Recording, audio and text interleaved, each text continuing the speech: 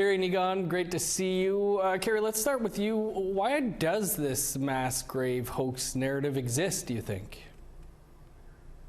It comes from people that are not prepared to accept reality.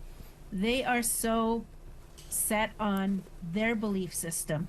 They can't believe that the church, the federal government, that these things existed and their parents, their grandparents were alive when all this was transpiring. And so to question that with these mass graves hoax that they're saying, the simple fact is there are unmarked graves at these residential schools. That's a fact that we've known for generations. And people just cannot grasp that this happened in Canada, and they're going to do everything that they can to shift the blame onto Indigenous people and victim blame because they don't want to accept the truth. And that's basically where it comes from. Niigaan, what do you think this says about the media's coverage of the discovery of possible unmarked graves? I mean, in some ways, that's how it was conveyed by leadership at first, too. Language is a pretty big thing around all this. Yeah, I mean, the real challenge is just the term mass graves and the fact that media picked up on some of those perhaps slips of leadership that maybe wanted to make this issue a really important one. And so we're using very strong language. What the researchers Reid Gerbrandt and Sean Carlton is a colleague of mine, just for disclosure, at the University of Manitoba. What they were pointing out was that media has to be very, very careful when we talk about such sensitive issues, especially involving that kind of historical ignorance that Kerry's talking about, because what will happen is that certain hysterical, high-profile people in certain newspapers and news channels that bend in a particular way politically will pick on one or two mistakes that are made, and then to make the entire argument or the entire point, the entire fact, as it were, of graves at residential school sites and say, oh, it's a hoax, oh, it's made up, oh, it's overblown, it's not really that bad. And then what happens is everyday Canadians oftentimes are only being exposed to one particular news source, maybe a news source that they're more used to or that they like more. And then what happens is that lie, that's mistake turns into a lie, which then becomes a national movement.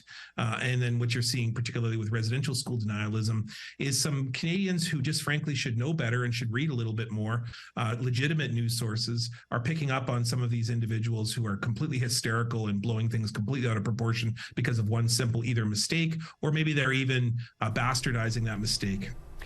Kerry, what does it say to you that there are still, national mainstream media outlets that give, space to articles on this mass grave conspiracy?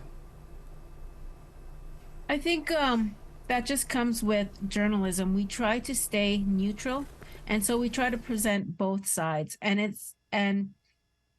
to totally deny somebody an opportunity to speak is a form of censorship. And so I understand why these stories happen, but at the same time, people on the other side have every opportunity to dispute those claims. And I think that when something like this runs, they should have an alternate argument. They shouldn't just run one side that's, saying all these things that, this is a hoax. They should have somebody else on the other side giving a clear argument as to, disputing all those claims. And so allowing the audience, the viewers, the readership to make a educated opinion. If they choose to be ignorant and, follow these unsubstantiated claims from somebody who really doesn't know anything, then that's on them. But I think as journalists, we should always strive to give both sides, and this should go for all media outlets everywhere. Niigaan, aside from some anonymous Twitter trolls and a handful of others, how widespread do you think this denialism is, and should we be worried about it?